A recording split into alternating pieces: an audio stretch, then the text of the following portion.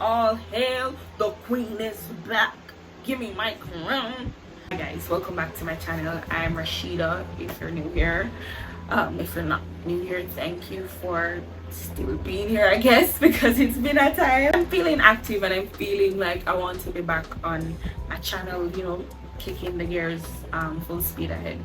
So if you've remembered, I did a creating my FBL team some time ago.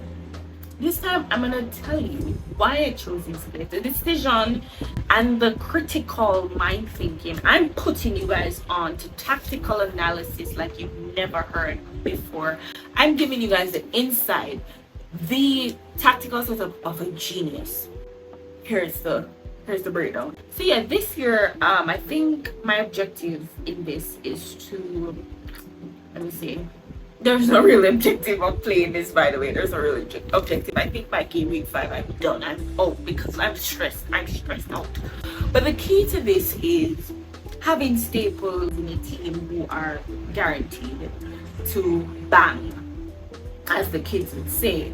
2 is to also not let club biases or tribalism get in your way, because once you do that, you have lost, because you have to celebrate some of your rival players for the sake of FBL. The game's gone, but it is what it is. And also to not lose your sense of stability in your mental health.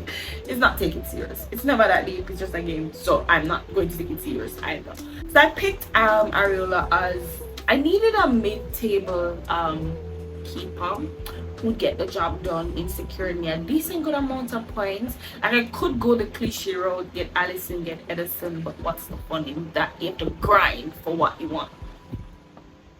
Pause. You have to work hard for what you want. And I also chose Emi Martinez. He's just had an incredible year last season. The season before that, he solidified himself as one of the best in the Premier League. So he comes in. I should have chosen him as my main starting keeper, but again, logic starts through the door for these things. Pedro Porro, he's here based on peer pressure. I see everybody else adding him in their fantasy teams, and I was like, yeah, let's get him in. But no, he has been a very instrumental player in Ange's team, and he has also been a guaranteed starter, so that is a staple in. Jot this down because I'm putting you guys on. So Malo Gusto, he had a very good first season last season, and the numbers he put up, he was signed as a Reece James backup. Reece James is the backup apparently, but he has solidified himself. He has gained his starting position. He has done enough to be Chelsea's level. He's had a very rough start so far this season, but guys, stick with him. I'm trusting him. I believe in you, Gusto. You're gonna be good. Matty Cash, I've always had this obsession with Matty Cash, not in that way, guys, but as a player, I respect him. He gets the job done, and it's not a lot of asking from him, so I take him at what he is and where he's at. Also comes into my team based off of that. I just need players who are not expensive, big names, but also are treasures to the game. Trent Alexander-Arnold, now he's also a big name that I think I'm still stuck in 2021, because Trent has had, I would say, a decline, but he's had a transition. He's growing up, his game is changing.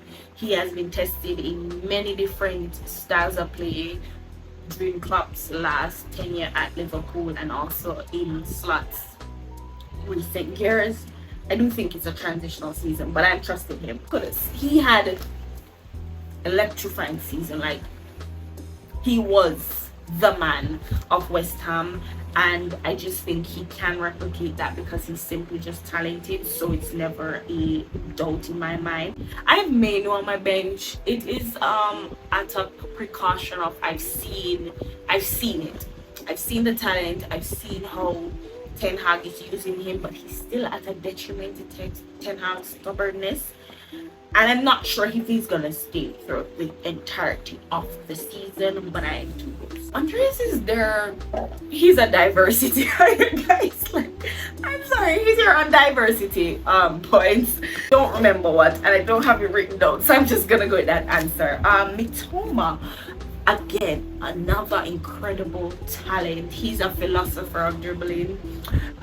He's just electrifying. He gets you off your seat. He's also a staple for the Brighton team. He's a starter. He is what clicks and what works. So he's gonna work in my team. Of Cole, Jermaine, Palmer, coldest of his kind. Also, if you don't have Cole Palmer in your team, you are not hacking the game well. You don't understand this game. You don't know what you're doing. I'm not only here because, oh, he'll get me the points. Palmer is here because this white boy has saved my life. But in the grand scheme of things, he's an incredible player. For those of you who think it's a one-season wonder and it was off Pochettino's will to let him run around and do whatever, we've seen it in the Euros, we've seen it in the Premier League. He's him. Again, do not let tribalism and rivalry get in your way of appreciating great players. Like, not only just, I'm gonna go on a whole rant here about Cole Palmer, but his all-round game. There are some weaknesses to his game, but his IQ matches up for that. You understand what I'm saying? Like, his awareness of the game and how best he uses strengths and weaknesses to elevate his team. Come on now, come on. In Haaland, again, if you don't have Haaland in your team, are you really playing the game to play the game to win? Because he is a guaranteed hit. He's a guaranteed hit. He's gonna give you hat tricks. He's gonna give you the moments. He's gonna give you the big goals and all of that stuff and the theatrics, and Haaland is gonna be the golden boot winner. So he's in there for that. And I've come around to warm up to him. I appreciate him for the type of player he is. I'm not looking for certain types of plays from him, given that that's not his skill set. So I meet Haaland in the middle. You guys should try that. So my biggest hear me out, guys, hear me out. He's not as bad. His off the ball movement, incredible. His link up play, incredible. The assist he has garnered in last season and so far from what I've seen, incredible. Here's what's Jackson's problem. He can't score in an open goal to save his life. He can't score an open goal to save his life.